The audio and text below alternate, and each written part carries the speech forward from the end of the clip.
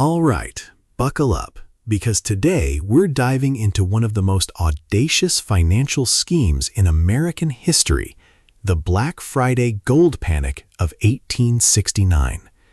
Picture this: America, just 4 years after the Civil War. The nation is rebuilding, but its financial system is in chaos. Paper money, known as greenbacks, is circulating, but the ultimate store of value, the bedrock of the economy, is gold. Its price fluctuates wildly, dictating nearly every other price in the land. This instability was a golden opportunity. Into this volatile mix stepped two of the Gilded Age's most infamous titans, Jay Gould and Jim Fisk. Gould, the quiet, cunning strategist, often called the Mephistopheles of Wall Street, possessed an almost supernatural understanding of markets and human greed. Fisk, his flamboyant partner, was a showman, a gambler, and a master of public relations, known for his flashy attire and larger-than-life personality. Together, they were a force, ready to exploit any weakness for immense profit. Their target? Nothing less than the entire gold supply of the United States. To understand their plan, we need a quick primer on gold. During the Civil War, the government printed greenbacks, fiat money not backed by gold, to fund the war effort. This caused inflation. After the war, the debate raged. Should greenbacks be withdrawn and the nation return to a pure gold standard, or should they remain? The price of gold against greenbacks became the barometer of financial stability. It was the ultimate commodity, the benchmark for all commerce. Controlling gold meant controlling the economy. Gould's audacious idea was simple, yet incredibly complex to execute: corner the market. If he and Fisk could buy up nearly all the available gold, they could dictate its price. Everyone needing gold, importers, exporters, bankers, would be forced to buy it from them at whatever price they demanded. The key was limiting the supply. And the biggest supplier of gold in the country? The United States government itself, which held millions of dollars in its treasury. Gould knew he couldn't corner the market if the government kept selling its gold reserves. He needed to stop the treasury sales. This is where the political machinations began. President Ulysses S. Grant believed a high gold price hurt farmers and favored speculators. Gould needed to convince Grant, or at least his inner circle, that keeping gold out of the market was sound policy. He found his entry point through Grant's unsuspecting brother-in-law, Abel Corbin. Abel Corbin was a minor New York lawyer, married to President Grant's sister. He wasn't particularly astute, but he had the president's ear, or at least proximity to it. Gould showered Corbin with favors, offering him a share in their gold profits without requiring any investment, a classic lure. Corbin, flattered and greedy, became Gould's unwitting intermediary, constantly assuring Grant that keeping gold out of the market was sound policy. He painted a picture of economic stability that appealed to the president's desire for national prosperity. With Corbin feeding favorable intelligence and influencing Grant, Gould and Fisk began to quietly accumulate gold. They bought through various brokers, using intermediaries to mask the true scale of their operation. The price of gold began to creep up. Wall Street noticed. Speculators, always eager for a quick profit, started buying too, believing the government was indeed holding its gold. This influx of outside money only fueled Gould and Fisk's scheme, validating their initial strategy and drawing more players into their web. However, President Grant was no fool. Despite Corbin's reassurances, the rising gold price worried him.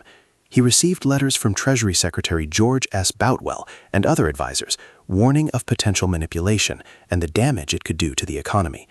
Grant began to suspect that his brother-in-law was being used, or perhaps even actively participating in a scheme. The pressure mounted on the president to make a decision that would either solidify or shatter the conspirators' plans. As the plot intensified, Gould, ever the pragmatist, started playing a double game. He began selling off some of his gold secretly, hedging his bets in case the government intervened. He knew Fisk, with his boundless optimism, would push the scheme to its absolute limit, but Gould was always looking for an exit strategy. This cunning move would later save him from total ruin, demonstrating his ruthless adaptability and foresight. He prepared for the worst while publicly encouraging the market's frenzy. Fisk, on the other hand, was all in. He famously declared, "Gold is going up to 200." He paraded his wealth, bought a magnificent opera house, and lived a life of lavish extravagance, confident that their scheme was foolproof. His public confidence helped drive the market higher, drawing in more unsuspecting investors. He was the public face of the gold corner, embodying the era's speculative fervor and the belief that limitless wealth was just around the corner if one was bold enough. By Thursday, September 23, 1869, the gold market was boiling. The price had soared, and the nation held its breath. Everyone on Wall Street knew something massive was about to happen. The conspirators controlled millions of dollars in gold, and the government had still made no move to release its reserves. It seemed Gould and Fisk had won. The air was thick with tension and the smell of impending fortune, or perhaps impending disaster.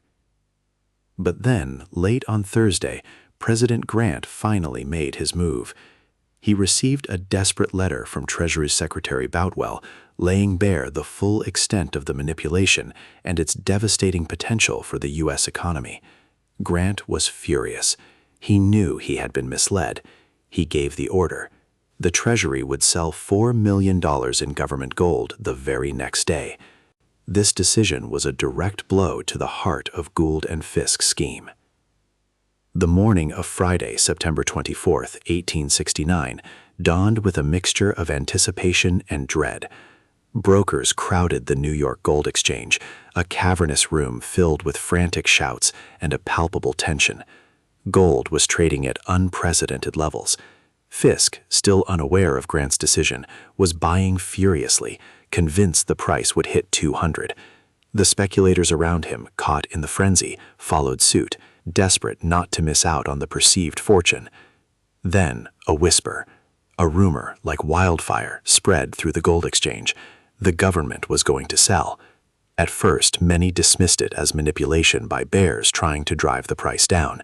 But the whispers grew louder, more insistent. Gould, through his network, had already confirmed it. He quietly instructed his brokers to stop buying and prepare to sell, betraying his partner's unwavering faith. The chasm between the two conspirators' strategies became clear. Despite the rumors, the price of gold continued its meteoric climb, pushed by Fisk and the remaining hopeful speculators. It reached $162, an astounding 42% premium over greenbacks. For a fleeting moment, Gould and Fisk had cornered the market. They held the power, or so it seemed, to dictate the financial destiny of the nation. It was the peak of their illicit ambition, the culmination of months of meticulous plotting and political maneuvering. At precisely noon, the hammer fell. The United States Treasury announced it would release $4 million of gold into the market. The effect was instantaneous and cataclysmic. A tidal wave of gold hit the market, overwhelming buyers and driving prices into a free fall. The shouts of brokers turned to screams of panic. The gold corner, which had seemed invincible moments before, shattered into a million pieces. The government had struck back with decisive force. The gold exchange descended into pandemonium. Brokers, moments ago flush with paper profits, now watched their fortunes evaporate. The price plunged from 162 down to 138, then lower still. Men cried, tore their hair, and fainted. Some went mad. Fortunes built on speculation and insider dealings vanished in a matter of minutes. The streets outside filled with panicked investors, desperate for information, facing utter financial ruin. Jim Fisk, who had bought gold recklessly until the last possible moment, was now technically bankrupt. But Gould, ever the fox, had sold much of his gold before the crash, mitigating his losses. In fact, some argue he even profited from the collapse by shorting his own position. He left Fisk and many others holding the bag. The partnership, forged in greed, fractured under the weight of the market's collapse and the betrayal of its more cunning member. The financial fallout from Black Friday was immense. Countless small investors and brokers were ruined. Banks faced runs and credit seized up.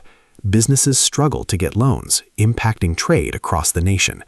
While not a full-blown depression, it caused a significant economic downturn that took months to recover from. The trust in Wall Street was severely shaken, and the public demanded answers and accountability for the manipulation that had caused such widespread suffering. Public outrage led to immediate congressional investigations. Jay Gould and Jim Fisk were called to testify. The hearings were sensational, exposing the intricate web of political influence, financial chicanery, and outright bribery. Corbyn's role as the naive intermediary was laid bare, further embarrassing President Grant, though no direct evidence implicated Grant himself in the conspiracy. The nation watched as powerful figures squirmed under scrutiny.